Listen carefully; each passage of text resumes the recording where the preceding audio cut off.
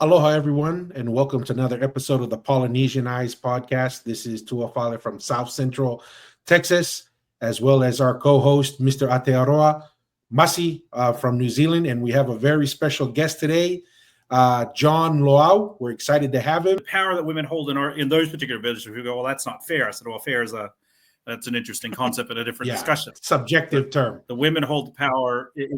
Yeah, absolutely. It's so women who hold power in our village. You know, they're the gatekeeper of knowledge. I couldn't do, you see it physically manifest today when the Matais are sitting around in a circle. The women are always sitting right behind them, speaking in their ear, because half the time, most of us guys are going, and myself too, I'm like, oh, mom, what? You know, you end up leaning back. So when people go, oh, it's not fair, they should be able to, they can, well, first of all, no one in our village is asking for that. So that's number one. And number two, I think the women really enjoy their actual role and where they can, speak power into individuals, and that kind of reciprocation, that's the symbiotic relationship of being able to speak power through you. So that's a beautiful thing. Now that clashes with our modern concept of what, equality looks like and equity and all those things. I suppose those are cultural differences that don't necessarily fit what this is. So if you're going to do this whole space, great. If you're not going to do the space, then you have to choose. Then it becomes a choice. Get people going, well, I don't want to be a Matai. Well, you don't have to. Fantastic. We'll call you when the food's ready. You don't have to do any of that. 100%. And power is as we get older, power is a very tricky thing. Yeah. When you're young and inexperienced, power always looks shiny, right? And then you start, getting mature and you have experience. Power is a very tricky thing. It's very elusive and it's very dangerous many times, right? Because it can have, just because you appear to be in power doesn't really mean you're in power. And that's one thing I've learned a lot the last few years is power is very deceiving. And it takes experience and understanding to recognize how to wield it and where, and also to recognize where it really lies. And business is, in every structure, I mean, whether it's a rugby team, you always have to try and identify where are the power players on the other team. Same thing in business. Who are the decision makers?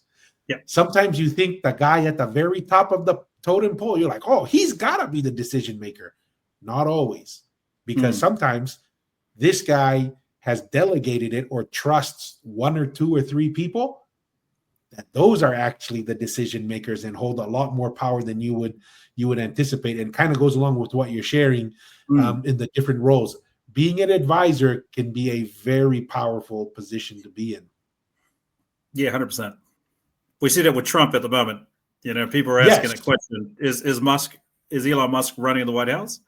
I said it's a fair question to ask because at least what's appearing is that he's got quite a prominent position. Within the White House. So, yeah. Well, and that's the thing. It depends on who's asking that question. I find it very disingenuous if it comes from the mainstream media. And it's primarily because they've spent years and years smearing him that he's a dictator, he's a narcissist, and he only consolidates power, and he could never handle anyone else. And then now all of a sudden, same people who said this guy can't even share a sandwich with anyone, now all of a sudden he's given the whole sandwich to Elon Musk. So I'm it's kind of interesting how these things are playing out. But on politics, let's switch into that arena. What's kind of your? I have one question too. Oh, go ahead. I have one more question. Actually, two questions for John here. John, so I know for Afenga, their paramount chief for that district is Malietoa. Is that correct? Yeah. That title. Yeah. Just any questions? Because you know now that you're a Matai, and to my understanding, the Malietoa title hasn't been bestowed as of yet since the passing of Tanu Maafili. Where is it at the moment?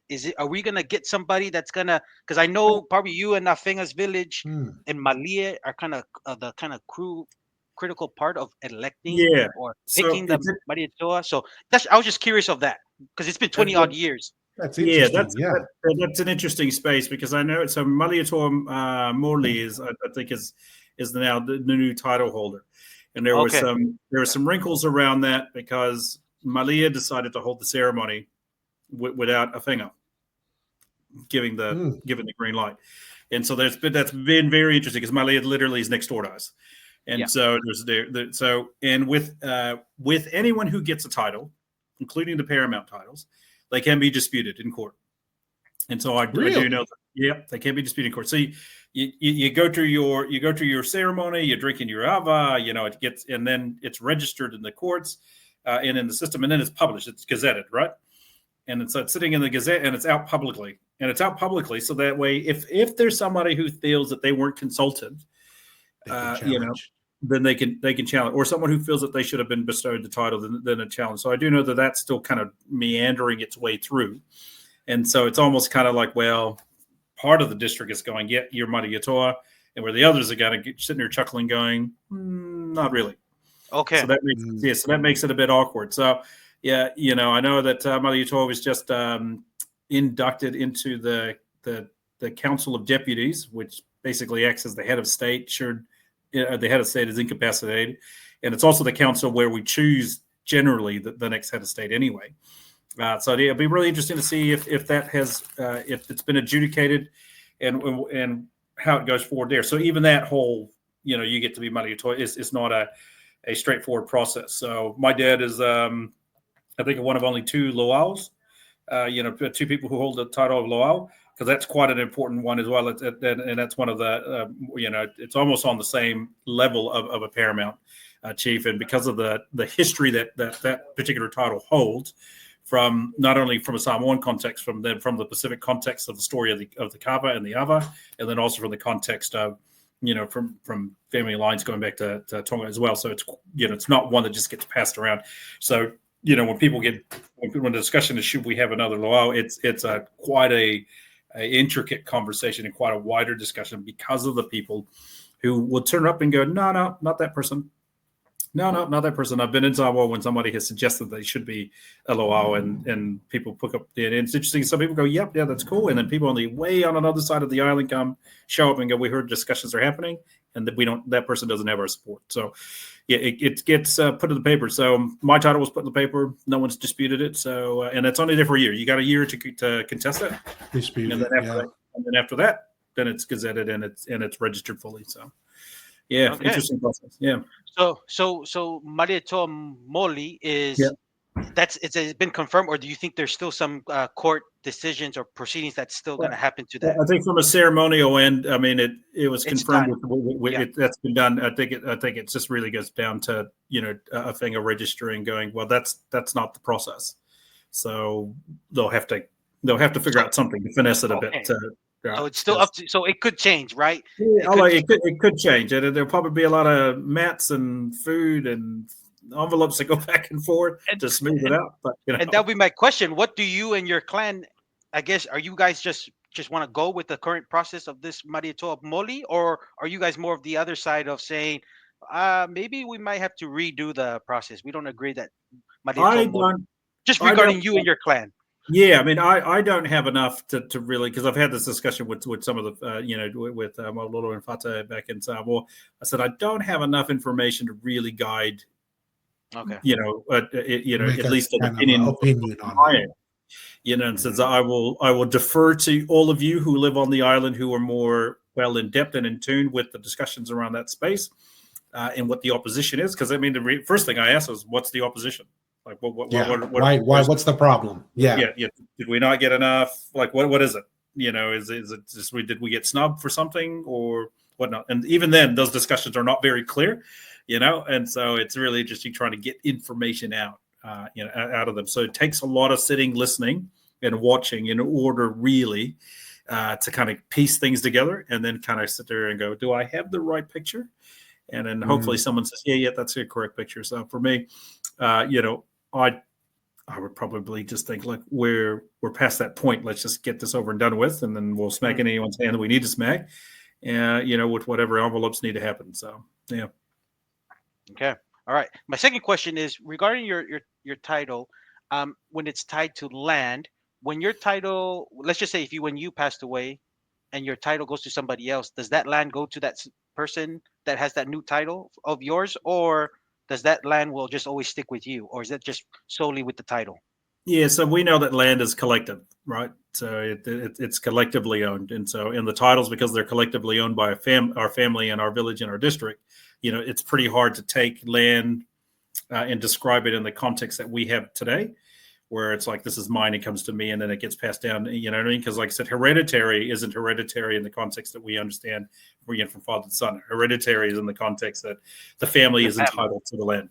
And as long as the title stays within the family is entitled to the land. So, my parents just got back from SA, a month ago. They'll be heading back again in April, and they keep talking about like, well, we have land there if you want to build something. And we have land over this side, and if you want to build something, I'm like, okay, that's good to know. Fantastic. Okay.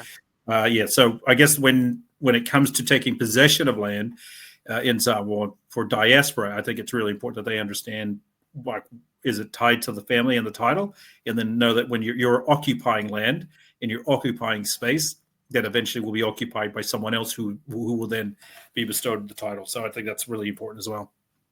No, that's interesting. Yeah, no, that's interesting because I've noticed that some places like Vitele and Suesenga have really developed the last time I went to Samoa, because there's a lot of freehold and families who just want to just say they want to own land. They actually buy it freehold from villages like Afenga, which is collectively. Because I was amazed when I went there, because I was in Samoa when I was like from 2010 to 2012 in that Suesenga, Vitele. They were like, they were not really buzzing. But when I went this past time last year, there were so many construction, and a lot of the families were just saying they just want to own a piece of property and it's freehold. And so I just thought that was interesting. Unchained from the politics of the land as well. Okay. Yeah, that was it for me. Those were my two questions. No, it's very fascinating. This is one of the areas when we go on some of our history discussions, the distributed nature of power and governance in Samoa is quite intriguing. And it seems to be so entrenched, which to me tells me that has been the way things have been done for possibly thousands of years, right? This to me, when I observe it, this doesn't seem like something that just happened yesterday, right? Because of the complexity and the diverse nature of how it's implemented throughout the different villages, really speaks of long periods of time. And that, leads me to other conclusions, because other places like Tonga, someone can take the title, but they don't get the land because the land is hereditary, right? Which kind of makes things interesting, right? Because you can have someone with the title, and I'll never forget this story. There was a relatively prominent title held in Tonga, and I remember the funeral happening. It was a big event because of the title. But then when he got buried, the individual just got buried in a good spot, but in the village cemetery. Right. I found that to be odd. Right. And I mentioned it to my dad. We're driving back. I was like, Dad, doesn't that seem odd that this title is there? And then my dad kind of says, well, Tua, the day you find out where you're from is when you die, right? And then you'll hear certain people in certain villages, the noble has very little land. Now, he has certain land because the way land rights are structured in Tonga, the king technically owns all land. Then it's divided to the nobles. They're the second layer. And then there's individuals on top. But there are certain individuals in certain villages that own swaths and swaths of land. Way more than the quote unquote noble. And then you find out later it's just because the heir rejected the title, but the land stays with the heir. And then the king would just appoint another noble in their stead. So it's quite different from the Samoan structure, where it's very much hereditary, father to son. So it's quite interesting how our ancestors developed different government systems. And then, like we mentioned earlier, the Matai system was implemented with the Tuikana Kupolu in Tonga, and that actually led to Tonga's ability to maintain independence, because Tupou the First was elected. He had no right or inheritance to the main kingly lines, but through the Tu'ikanu'Kupolu, because it created basically off the Matai system and election system, he becomes the Tu'ikanu'Kupolu and ends up maintaining Tonga's independence. But then once he gets there, he reverts back to the traditional Tongan father to son inheritance. So, but kind of interesting on that. Yeah, very interesting. Coming back, I wanted to kind of get your perspective as a long-term Republican, right? From 10 years old in California.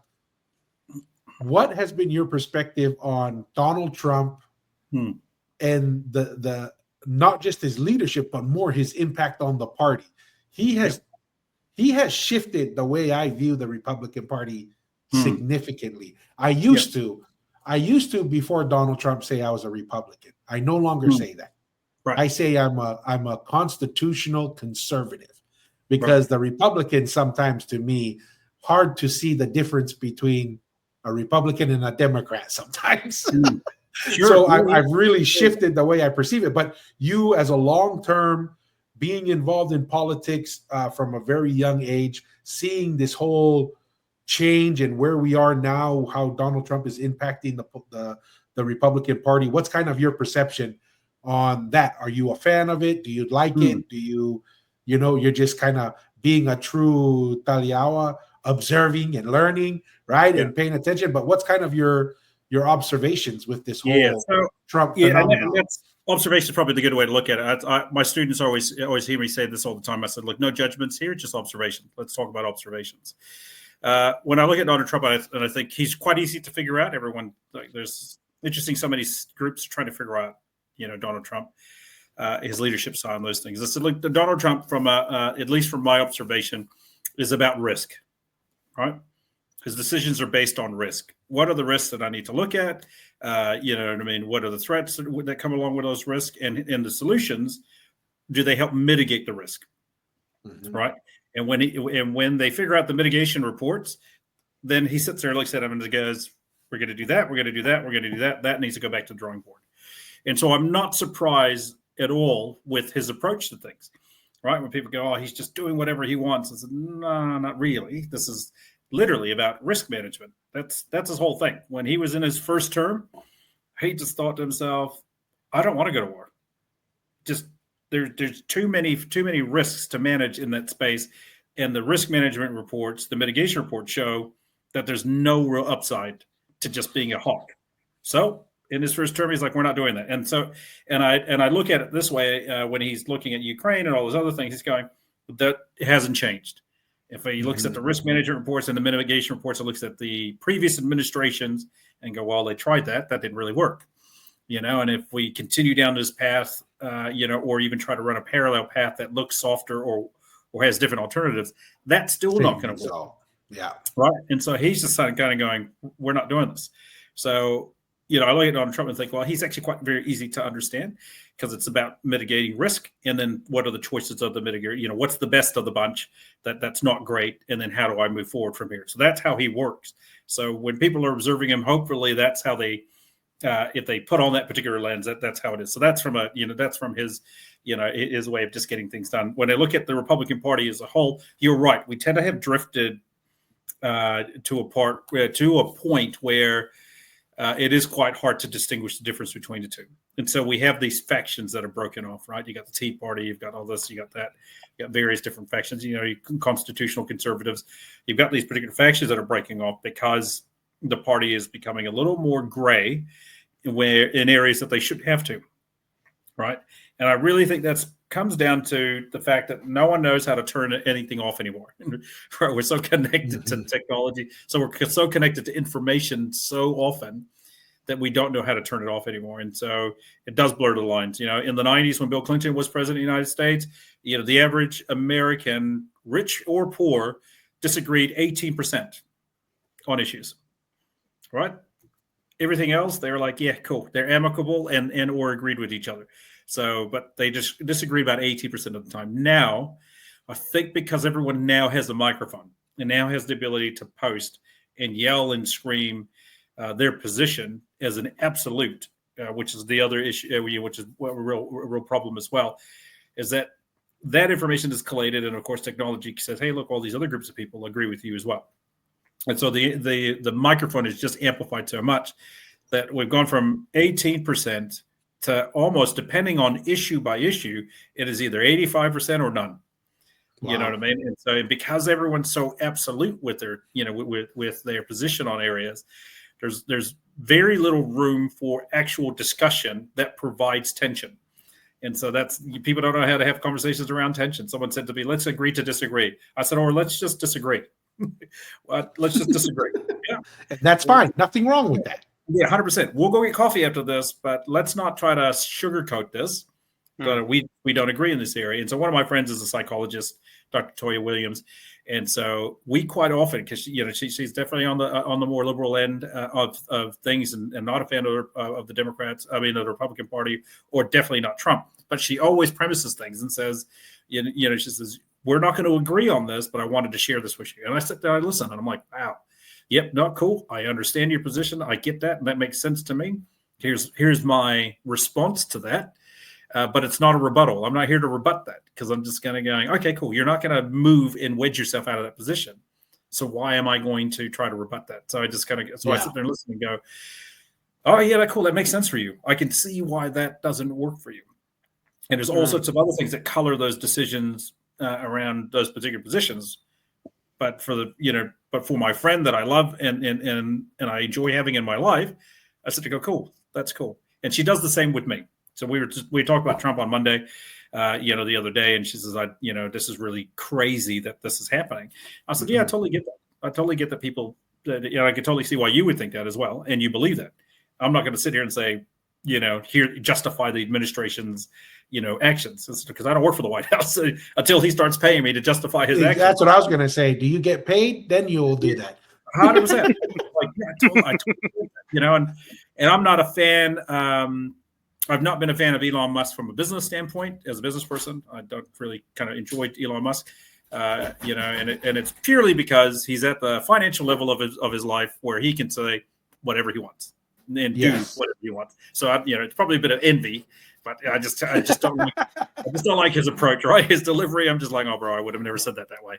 And so he's quite in your face. And then now that's transferred into the White House, where he now has access to various agencies. And my opposition against Elon Musk is purely from a process standpoint. I don't know what his role is. I don't know how it's defined, and I don't understand what the checks and balances of that role. It really feels like he's got full run of the place. And I'm thinking the president of the United States has restrictions on his powers, and his powers are shared between two other branches.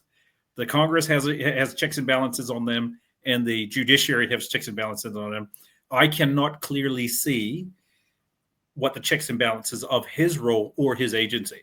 And so I find it very discomforting. And when I'm talking to hardcore Republicans, they're just blind faithful.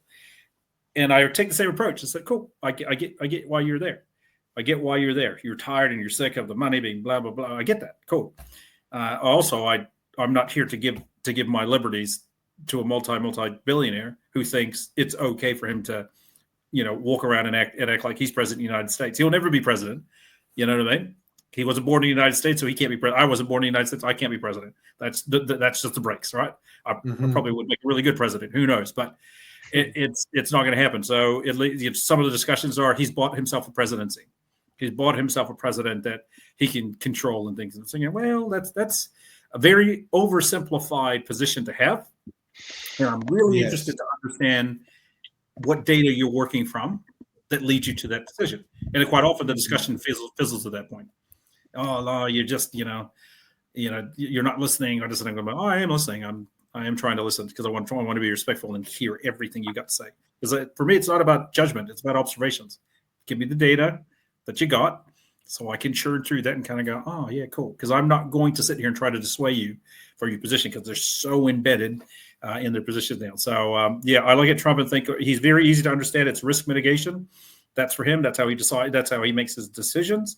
Anything that people are having a meltdown over, I think it's really a marketing distraction. You know what I mean? Yeah. What is really happening in government? And I always tell people, let's, you're worried about Donald Trump, he'll be gone in 4 years, right? What you can't explain to me is why a member of Congress that you never heard of that's been sitting in office for 30 years, what is that person doing? You know, the person who, can you name me all 100 senators? No, you only hear the handful. Can you name me all 446 members of the House? The 435 that are elected and the other 11 that come from the other territories. Can you name them for me? We can't. And I kind of go, well, we've got to really worry about those people who are sitting in the back of the house, twiddling their thumbs, kind of, got to wonder, going, what are you doing? Like, yeah. What are you doing? And so and it's not a conspiracy thing or anything. I just sit there looking, and tell people all the time, go watch that Charlie's War or whatever that was that Tom Hanks was in. He's a crystal example of a member of Congress, true story of a member of Congress who sat in the back of the house, kind of did his thing. And then all of a sudden he needed to make impact and started wheeling, dealing in the back. No one knew who he was until Charlie Wilson popped out and everyone was like, oh. And, and I tell people all the time, like, Trump will be gone in 4 years. But you're not worried about the person that's sitting there for 20, 25 years. You never even heard of this person. Why? Yeah. No, and 100%. And they don't want to be known because their net worth went from 6,000 to 30 million while they were sitting in the background and no one knew who they were. Right. Yeah. So it is quite interesting. Any thoughts, Musty? Any comments? Let me see here. I guess I would just add on my view to like what John has explained here. I'm not too, like, to me, if there was going to be somebody that's gonna, let's just say, have the capacity and the ability to change government, I feel like it has to be Elon Musk. One, he's rich enough that he's not going to be swayed. He's not going to get richer working for the government or moving money.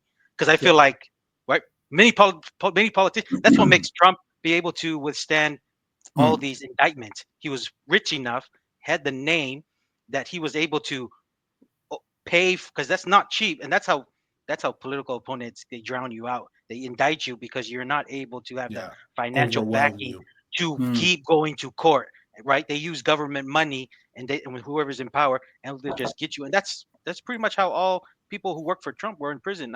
Steve Bannon, all these other guys, right? And they served their times. But to me, and then I wasn't really a Elon Musk kind of person, but I've kind of jumped on the Elon Musk wagon. One, I seriously believe, since the mainstream media controls all the information, if he didn't buy Twitter, the conservative side of how they perceive information will not be balanced how it is today. Twitter, when he purchased X and he just allowed unfiltered people to just project the news they've received, that's been a lot more fair than having the mediator anchor digest that information and spit it out to us. While Elon Musk, he's pretty much doing what he did with Twitter. He bought it. He didn't have to buy it, right? He bought it for 44 billion. He bought it. He found that actually FBI agents were telling the old board to don't let people know about Hunter Biden's laptop, that it was a real thing, right? That was subdued. He let everyone know. That really kind of helped Trump too, to let people know, okay, the Justice Department is actually after this guy, right? So I've kind of grown to gain trust in Elon Musk, because one, he's rich enough that he won't be tempted like many politicians to get rich or be multimillionaires, because government, you're not supposed to be a multimillionaire. Many politicians have, and him working for it, he's not going to get any richer doing it. And he's done it with Twitter.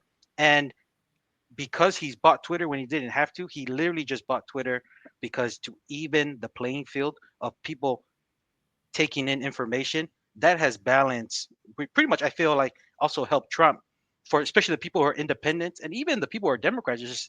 They're not maybe they're a fan of Trump, but they know why is this guy getting politically persecuted just for, Stormy Daniels, all of these weird things that you think these are very minor issues, but they're going after him. So that's where I've come to my trust with Elon Musk. And then now he's coming up with all these things, and we've been told that Social Security is getting bankrupt. We need to up the age.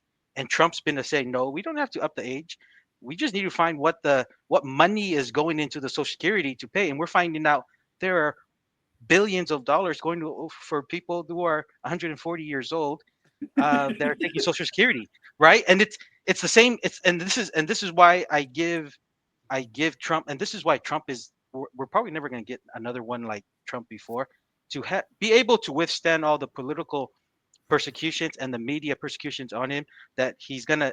I think it's the best person to get Elon Musk, because he's gonna get. Yes, he has to get to sensitive information with all this money here, and that's why I'm just gonna say, just give him a shot, because you've already withstand all these political bias and persecutions come after you, and I feel like we're seeing the impact of it. So I just say let's just roll with it and just see what happens. That's just me. And to me, with the accountability from Elon Musk, I see is if Trump, we're most likely going to see JD Vance. If they don't win, then that's the people not agreeing. Because to me, that's the check and balance. If Trump allows him to keep going and the Republicans don't win the next 4 years, okay, then maybe that's the reason why. If they do, and from what I see, it's funny, his approval rating has got even higher since he hired Dodge.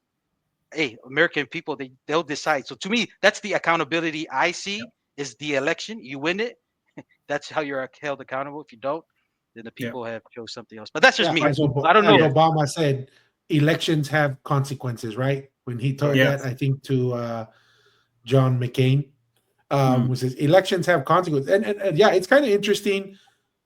The speed by which this has to be done, I don't know if there's anyone else besides Elon Musk that can do this, because Elon Musk is ruthless. He's relatively ruthless, and I don't know if it's because of the syndrome or whatever he has, because his delivery, like you were mentioning, John, part of it is because of his he's on the spectrum a little bit, right? So he's kind of like raw, no filter sometimes, kind of like Trump. He just goes for it. But the speed at which this needs to be done, because I read some of his tweets. He's like, he sees it as a challenge, right? Because they're actively being pushed back against, and he goes, this might be a little unfair, because he's working 24/7, Monday through Sunday. He's like, I don't know how they're going to beat us because they take weekends off. Right? He and his guys, Elon has already written to SpaceX, X, and all these Starlink Tesla. And all these Tesla and all that stuff. For the next 5 months, he's only going to be working on one thing. Well, if you look at the U.S., the U.S. national debt, right? It's $36 trillion.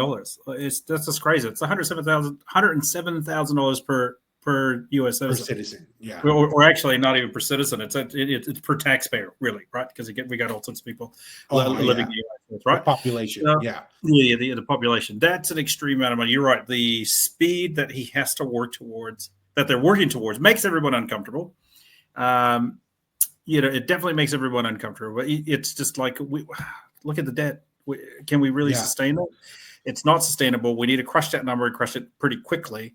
And I think that's, here on this side of the water, many people are kind of looking at that here in New Zealand thinking, do we need something like that here in New Zealand to understand, are we just wasting money?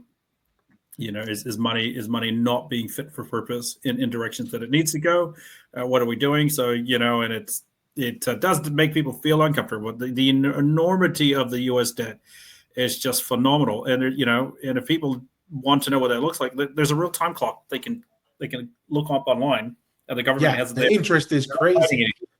It's well, insane. And the thing is, and I think you used the right word there, John, uncomfortable, because when you look at the Falcon engine, right, for his rockets, version 1 through the Falcon 9, it is amazing how simplified it became, right? Yeah. And Elon Musk's philosophy is cut. And if you didn't have to put something back that you cut, then you're not being aggressive enough, right? And that's what he's bringing to the table. He is coming in and he's just like, cut, because his philosophy is you keep cutting, and the only time you know that you're being appropriately aggressive is when you have to put something back that you cut.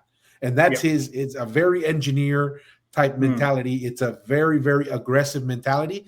And we've just never seen anything like that in government, right? It's the polar opposite. We, as Islanders, we see it all the time, right? Fight Lava comes, or something happens, someone loses a job, you know what I mean? We'll go get loans, you know what I mean, and put ourselves into debt. But to service the debt, we start cutting all sorts of stuff. You know what I mean? And whether you're Pacific or not, you know, when money is tight, we naturally start doing that stuff because you get under pressure and you get pretty creative pretty quickly, right? You start shedding, exactly. And that's the, you know, and that's the thing I think with Elon's pace is that, and that whole cut process is that it's not about I'm trying to do this cheaply, but if you can get more creative with what we can't get, what we have, then we have more funds to do other stuff. But if we just kind of continue going in on this particular path, so you know the aggressiveness, it makes people uncomfortable. For me, the only thing that makes me uncomfortable is I don't know where the checks and balances are in his role. I know what the U.S. attorney's role is, and we saw that with with Trump's first term, and then of course the term when he wasn't in office during the Biden administration. Right. The thing that really kind of enraged me was Stormy Daniels' case that he had. I thought, first of all, that's a private that's between two adults. Yeah. 2 adults, 2 parties who already settled this particular civil suit, this particular issue. Now it's becoming unraveled, and the courts have allowed this, which kind of threw me off because I thought the courts have allowed this to go back to litigation. The legal precedent that sets now just says no deal is a final deal now. Exactly. Right? And I just thought, I mean, that I could be oversimplifying. Forgive me, attorneys who are out there, but I look at that and I think that is a problem for our overall legal system. Is that. And then the other issue I have is the hundreds of millions of taxpayers' dollars spent by DAs, city attorneys, and attorney generals of states who decided we're going to go and sue this guy, and we're going to trump up charges, whether they're true or not. You know, and I thought to myself, like, is your state not busy with other stuff? Should you not take that money and put it somewhere else? I mean, I think I saw a report. It was something about $1.6 billion was spent on prosecuting Trump when he was former president. And I think the thing that really enraged Donald Trump was this is the confines of your role and you're outside of it now. Like this is absolute BS. Right. And so, so that uncomfortableness they had and that whole, like, there's no check and balance here now. And so I also think, with Elon Musk just kind of running rampant, I think, Mr. President, we probably need to put some confines, at least some borders around this process. So that way we understand, so that way we know. And is there an end to this particular role? Which I suspect with Doge's mission statement that they will eventually go, here's our mission statement is to not exist. So we're going to get all this other stuff done, and then we're going to go. Versus other government. That's supposedly the case. Isn't it like end of next year? Yeah, they're supposed to get everything done by the end of 2027 or 2026. It's not natural. 2027. It's not natural to a government department. A government department will try to find ways to stay alive, to live forever. I want to come back to one of your comments because I want to hear your thoughts on this. Because you said, as Polynesians, we naturally understand certain things, right? Like the shedding, because of the culture and what we value at the highest. What I've always found interesting as Polynesians and Pacific Islanders, if we go specific item one by one, whether it's religious freedom, whether it's the importance of the family, whether it's pro-life or whatever, individually, if you speak to any Polynesian or Pacific Islander, they lean right on the individual items, right? Almost across the board. But yet, when you put it to a collective decision on lean left or lean right, why is it that so many of our brothers and sisters, when if you can isolate each individual item, I lean right, conservative, but then we'll lean left when we go and vote for a candidate. What's the driver behind that? What's the thinking? Or I don't know, maybe you observe something different, but my experience is, even when I speak with other Polynesians on issues, isolated issues, that's like, man, you sound like a conservative to me, right? But at the end, we will lean left. Yeah, it's really conditioning at the end of the day, right? So we have a version of the Democratic Party here in New Zealand. They're called the Labour Party, and they're called the Greens, right? And their overall discussion. So if you hear the Democrats talk about what progress looks like for minorities, for me that's already a problem. That kind of it's always a deficit. It's always a deficit conversation, deficit language, right? That we're minorities in the country. I'm thinking, well, if you do the math and you look at the U.S. census, we haven't been a minority for a very long time collectively, right? With Pacific Islanders, Hispanics, Black. We've been a growing group, and we're going to overtake collectively the white population within a decade. So the conversation is constantly that we're the minority. So that's problem number one. So it's a deficit language that they're constantly using. Problem number two is that their vision of success for us is because of who we are. You're not successful, Tua, because you're Tongan. All right, Thomas, the reason why your family isn't out of there, it's because you're Pacific. You're Tongan. That just is bewildering, because it's also the same thing that they say you're a great individual and you're great people because of your identity, but it is at the same time the reason why you are poor.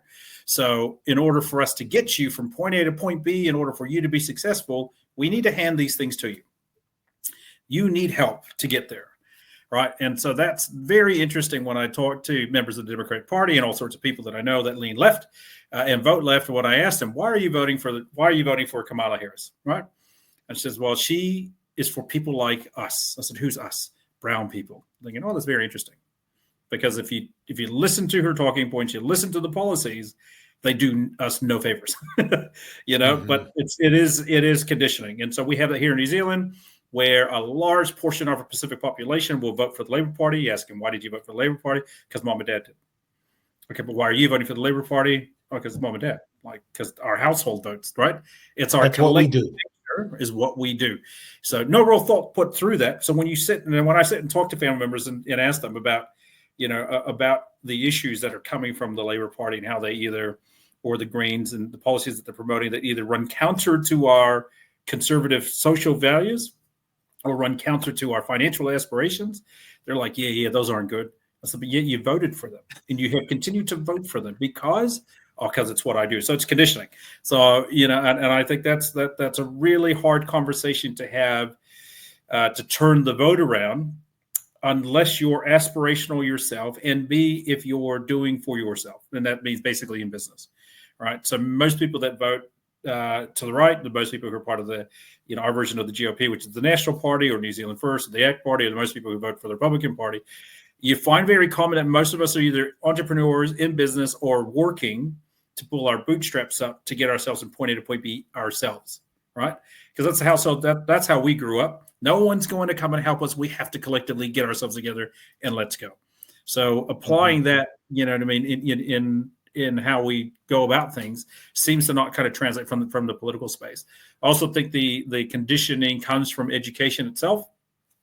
Yeah. So when we look at the Department of Education and how they deliver, from a federal level as well as the local level, how they deliver what civics and government is, for us it was pretty clear, cut and dry, right? Like, this is what the government does. This is what the role of the government is in the various federal levels all the way down, and then here are the political parties, and here are their basic views. You could quite easily do that, but that's not the conversations that happen in classrooms anymore. You openly hear teachers sharing their position with students. Slanted positions. Yeah. And I'm kind of going, that's not your job to condition young people to think into your direction from a political viewpoint, because that runs counter. So I'll give you one example. The abortion issue here in New Zealand is quite an interesting one, where people have phrased it as the right to life, the right to choice. Like, who's going to disagree with language like that? It's my right to choose. Yeah, fantastic. Yeah, I want you to choose what you want to do. And then so you talk to Pacific families. We know we don't, from our religious positions and our spiritual positions, those are not positions we agree with. And we would wholeheartedly tell people we don't believe in that. And on the flip side, from a political end, there's an exception made for it because it's politics. And so we look at that and go, oh, but maybe we should. Or we just, again, that whole, should we disagree? Should we agree to disagree? No, let's just disagree and move on. And so the Pacific people have kind of just, meandered around, some of these social issues and versus sticking to it. Now, there are all sorts of other complexities around it, but I look at, why our people vote for the Democratic Party and why our people vote for the Labor Party, the Green Party. It's because they're very good at telling us that we're poor. Because when you look around our families, you know what I mean? You're kind of going, yeah, there's 4 families living in that house. We're living in low income communities. It's very easy to hear that and then see it around you and go, those people are going to help me. They're going to give me what I need. Mm-hmm. Where, at least on the right, as far as the GOP is concerned, is going, no, actually, we know Tongans and Samoans and Islanders are hard workers, and we know that you can open up your own business and make that work. The conversation is very different. It's more aspirational. Like, I know you can be successful. Look at all of these other people who've done it. Come on, man, let's go. So it's very interesting that the two groups, the messages are very different, and the Democrats are very good at pounding that message through. Very good. No, 100%, 100%. And then to me, I think the other thing too, like you're saying, starting at a deficit. Some people prefer to live multi-generational. I'm a fan of. I mean, we grew up with that.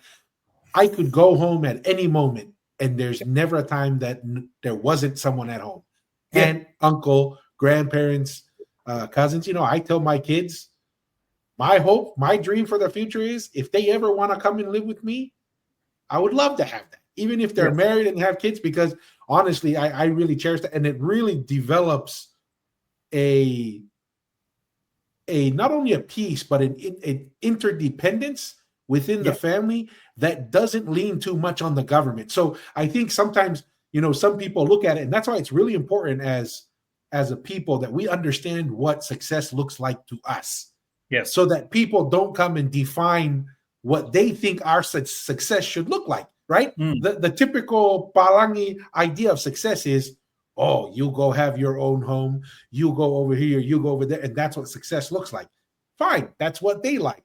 But for me personally, I think it's successful to be able to have a home where I can come home and see my grandkids or, my son or my daughter and their husband. And if we could fit and make that work, that to me would be a successful story to me. Yeah. And we got to be very careful of other people trying to define, like you're saying, what their version of success and help and so forth is. But Masi, what's your experience speaking with kind of like our people and then others on that? No, and politics, when I speak with Polynesians who tend to be Democrats or just very left, I always tell them that my personal experience, and to me, it's just part of your identity, right?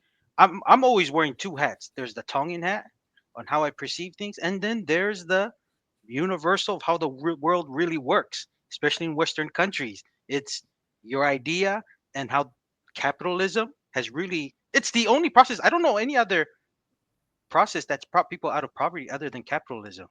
Than any other process. Capitalism is by far the only set of ideology that has brought people from poverty to middle class, or even prosper to be multimillionaire. So I always tell them, socialism, and we had some deep discussions with some of my friends and even colleagues. I would say socialism only works within your family and your extended family.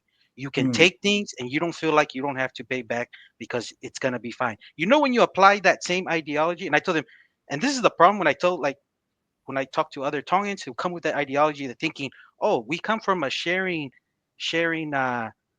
place. So, the Democrats always say, share everything, get the rich people to pay for everything. You know what that does? That happens to countries like Venezuela, where people are eating from the garbage. Right? Cubans are on rations, right? That ideology. So when you apply that same, because the socialism, like, that works, and we've lived it in the village of, especially your distant relatives, take things and stuff, and you'll be fine.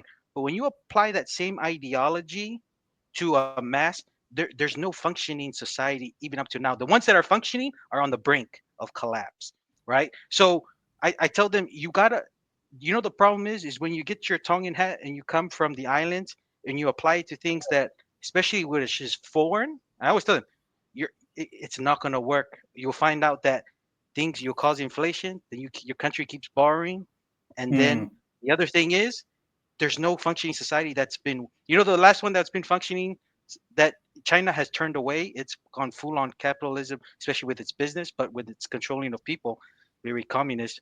Soviet Union, and what happened? They collapsed, right? So uh, that's my thing, and me, and this is Mm. the right. This is what to me.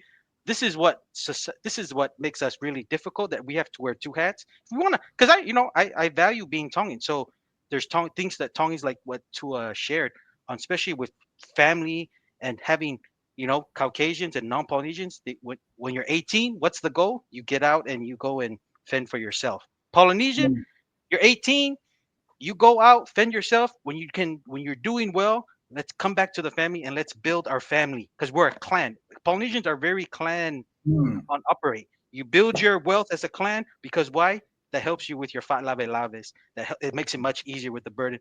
And since I'm relatively young, and my conversations with people who don't really understand the fat lave lave or the Tongan kaveinga, especially the young ones who grew up not really understand, they think it's always take, take, take, and what is it making us more poor?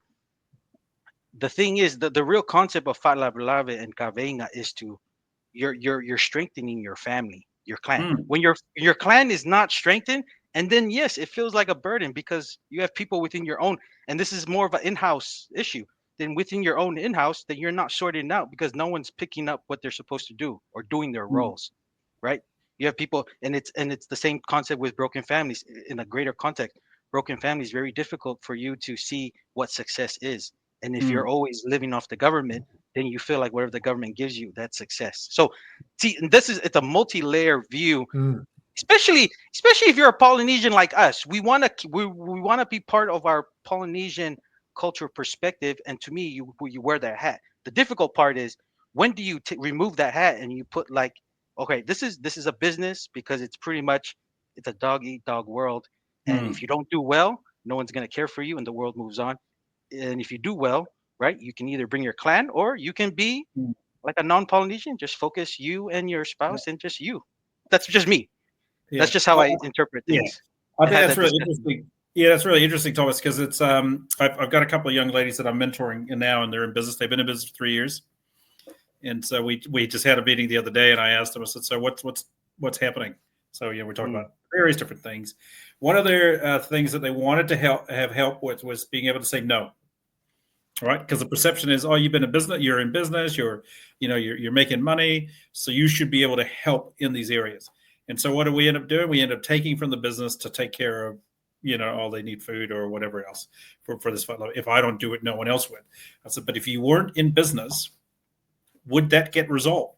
The answer is yeah. There's always a resolution, whether we're cutting or whether we find the funds to get it done, but it does eventually get done. I said it's just lazy for them to turn around and say, "You've got a business, you should do this stuff for free for us." And I asked them, "What's it like when you have said no?" They said, "Oh, you get the guilt trips and this and that." And I said, "Like, that's the nature of being in business. Whether you're in business in Samoa, so it's the same. You're not facing anything different that the Samoan business owners in Samoa are not facing as well." I said, "Could you imagine, being one of the Ideologies, one of the multi-millionaires of Samoa?" And everyone thinks that that you can just write them a check, So if they didn't learn to say no, which is a skill in itself, and then we got like you said, the universal hat, and then you got the cultural hat. If you haven't learned to develop that skill set, then your business is not going to be around much longer. And so I'm quite surprised that 90% of businesses fail in the first year. Very few make it to year 3. They're at year 3, and then very few make it past year 5. So they're right at that junction of like growth and everything else, but they're made to feel bad, right? That there's that pressure that they put on themselves. And I said, well, have you tried saying no? Oh, not really. I said, okay, right. That's exercise number 1. And I said, and saying no isn't calling up Tua and saying, Tua, I can't do that. I said, the saying no is a lead up conversation. You tell mom and dad, you say, hey, look, I understand uncle has passed away over there. I hear uncle is getting sick and this and that. We may not be able to do these things, but we can do this. So saying no is not about instant. It's, in our cultural context, we need to be able to have those conversations. So when you do say no, it's like, oh, okay, that's okay. It's okay. We can take it care of. So with my parents, I'm really grateful when I tell them, look, I can't do that. That's how I say it. I said, sorry, Mom, we can't do that. They're like, okay, son, okay, we've got it. And it leads to your point of when the clan is strong, there are others that can pick that up. And that's what I'm saying. Like, don't put pressure on yourselves. Don't put that pressure on yourself, because it don't fall into the hero syndrome of, if not me, then who? Well, my level lovers have been around before you. They'll be here after you. They will continue on. So don't put that pressure on. Focus on the things that you need to focus on, because our people can handle the conversations. I think that's the other thing too. The duality of our lives. People think, oh, they won't understand. Have the conversation. Don't have a loud one, but have a conversation with them and say, hey, like, we're in business and there's some things that we need to do. We can do these things, but here's why I can't do those things. So when I explain to my parents, like, here's why I can't do those things. The mortgage is coming out, I've got multiple this and that, they're like, oh, they get bills. They get it. They're like, oh, yeah, okay, sorry. Yeah, I go, no, sorry. I can only do this, but I can't do everything else everyone's asking. And it's very lazy for everyone to say, oh, you own 3 businesses, you should be able to. So they should. But I got other families that work for me, and that's how I view employees, is that they have families, and I'm thinking, okay, so you want me to take $3,000 of services out to divert it here because my family? I was like, no, that's the family doesn't own the business. I own the business, and so it's really communicating that conversation and really spending time strengthening the bonds in the Clan A, because without doing that, then everybody goes into deficit, and the financial crunch comes and hits everybody. Yeah, no, 100%. And I do like that dual hat concept that you shared, Mussy, because, and this is my observation, when you're starting off, like whether it's a business or a deal, at the we'll call it transactional. That's at the very basic functions of a business. You can't have the quote unquote traditional Polynesian mentality. But as the business grows and as you get to bigger deals, this is what I've noticed. There's a shift. There's a shift because you've taken care of the foundational things, like you were mentioning there, John, where there are certain areas that you can't make the mistake of not saying no. But as success grows, then all of a sudden, I've noticed from my experience, there's a shift from transactional to relational.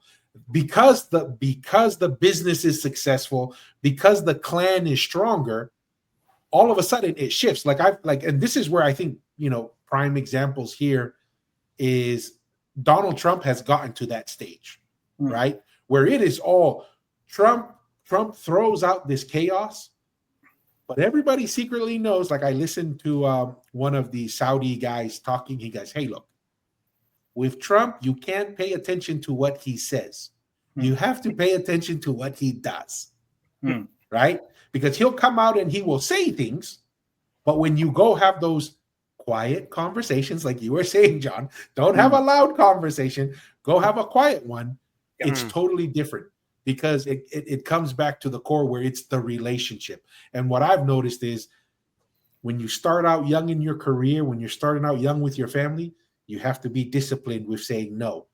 And as, believe it or not, it is for the benefit of the clan and the family that if you're disciplined in the beginning, because those are the critical stages, because if you can flourish from there, then all of a sudden your ability to be more relational, it is 10x, 50x, if you are disciplined in that beginning. Like you're saying, that first 3 years, the first 3 years, after 5, once you get past that, all of a sudden you can now have transactions that are relational, where it can be a handshake or an agreement, but you can't make that type of strategy at the very beginning. And that's where I think sometimes as a culture, our culture is able to do that because we've been practicing it for thousands of years, right? Like we were talking about the Matai system. It sounds very complex, and it sounds like it should be absolutely chaotic and it shouldn't work.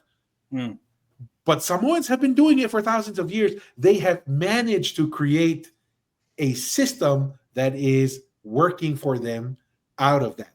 But it didn't happen overnight, right? It was built and it's been established. And that's how everything functions in life and in business. And you got to figure out how to say no early so you can say yes later on. And it's a big challenge. I mean, me and my wife, when we were coming up through college and something comes up, and literally my wife would look at me, why are you sending money when we don't have any money? Right? And so those are fair questions. Those are fair questions. And it's a little bit of a balance, right? Because if you just cut off all relations, then that's a problem. But if you just concede and say yes every time, that can be a problem as well. So it's an interesting dynamic as Polynesians and Pacific Islanders we have to navigate. Looking at our time, it's 2 hours. I want to be respectful of your time, John. Any closing thoughts? Anything you want to kind of share? And we'll end here because 2 hours is more than generous. You have been with your time. So really do appreciate it. But any closing thoughts?